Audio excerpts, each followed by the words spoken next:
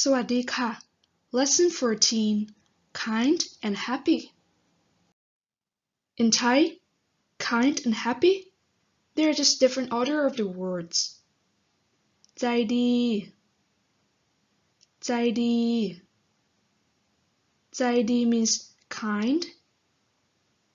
So it's part of the personality that somebody is really ใจดี But ดีใจ ดีใจ ดีใจ means happy, so it's the emotion or feeling at the moment. The word ใจ ใจ means heart, and the word ดี means good, remember? So ใจดี a person with a good heart, then it's a kind person. But when your heart feels so good, then you're happy, then you're ดีใจ And that's it for today. ขอบคุณที่รับชมค่ะ Thanks for watching my video.